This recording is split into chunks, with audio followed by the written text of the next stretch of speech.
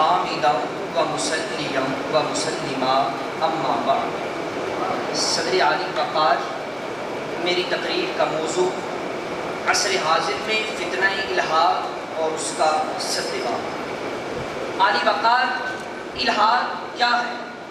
علامہ اصفہانی مفردات میں، علامہ جوہری صحاح میں، علامہ قیرانوی القاموس میں فرماتے ہیں کہ الحاد لا دینیت، الحاد بد مذہبیت، الحاد انکار اسلام، الحاد انکار وجود باری تعالی کا نام ہے۔ اور فتنہ الحاد، فتنہ اہانت، ابلیسی فکر کا پرداختہ، زہر آلود افکار کا مرکز، انتشار در انتشار کا ضبو منظر، فتنہ الحاد وہم و توہم کا حملہ کوچکاں، رجحانات سلیمہ کا کلا کما، فتنہ الحاد بے رحمیوں کی دلدل، زندگی امت میں قمر شدید، اعصاب شکن، حملہ ابلیس، نظریاتی انحراف کی آغاز پہ۔ جناب صدر محفل، ہمالہ فکر و ادب اور عصر حاضر میں فتنہ الحاد کی شورشیں، فتنہ فروغ، شرر آمیز، اسلام کو مسمار کرنے کی مذموم کوشش، دین کو بیخ و بن سے اکھاڑنے کی جہد مسلسل، مقاصد اسلام کو کمزور کرنے کا گنونا کھیل۔ عالی وقار، کبھی اسلام کو مقید بالرسوم، مقید بالحدود، مقید بالثبور، مقید بالعبادات، مقید بالروایات کرنے کی صورت میں سازشوں کے جال بچھائے جاتے ہیں، تو کبھی نشر کتب کی صورت میں قلم زہر اگلتے ہیں، کبھی کانفرنسز کی صورت میں دریدہ دہن کربلاتیوں کی طویل داستان رقم کرتے ہیں، جس سے دلوں کی آمدن تباہ، افکار پراگندہ، خیابان فکر زہر آلود ہو رہے ہیں۔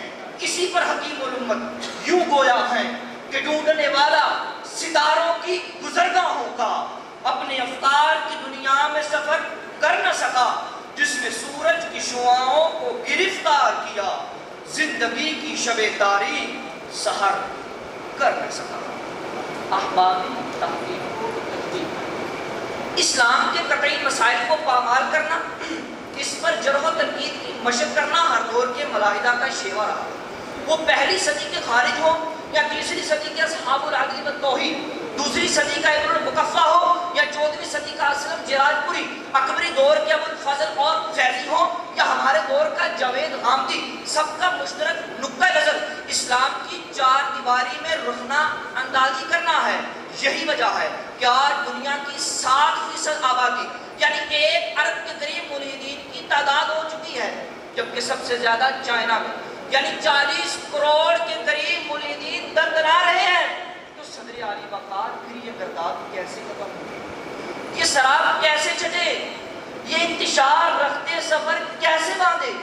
جی ہاں عالی وقار، صرف اور صرف شعور کی آبیاری سے، فکر و نظر کی تنومندی سے، نظریاتی پروند سے، ادب و محبت صاحب مذاق سے، وابستگی و چشم بستگی خیر المرا سے عوامی سطح پر سدباب یہ ہے کہ ایسی مؤثر کتب مرتب کی جائیں جو لوہے ذہن پر ہمیشہ رقم ہو سکے، اور ایسے مدلل انداز میں خطبات ہوں جو ہر ذہن کی آبیاری کا سما بن سکے۔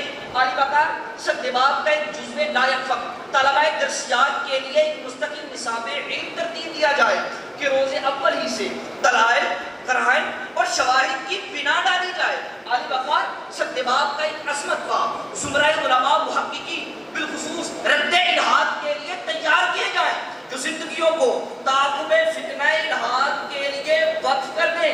عالی وقار، سدباب کا ایک لازم باب مادیت کا صحیح تدارک ہے۔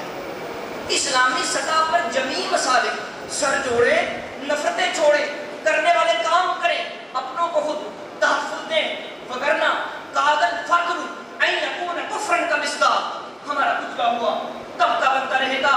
عالی وقار، سدباب کا ایک باب حکمران طبقہ کی ذہنی آبیاری اور رخ بسمتیں صحیح کرنے کے لیے ان سے آگاہی، ان سے روابط کی طرف توجہ دی جائے، انہیں نہ ٹوٹنے والا پتھر نہ سمجھا جائے۔ اور عالی وقار، حکمران طبقہ کے لیے فتنہ الحاد کے داؤ پیچ سے مکمل آگاہی عہد بعہد ضروری ہے۔ اسی پر حکیم الامت یوں گویا ہے کہ سر جھکا کے مانگ لے عشق نبی اللہ سے، جذبہ سیف نہیں زور علی اللہ سے، اے کہ عشق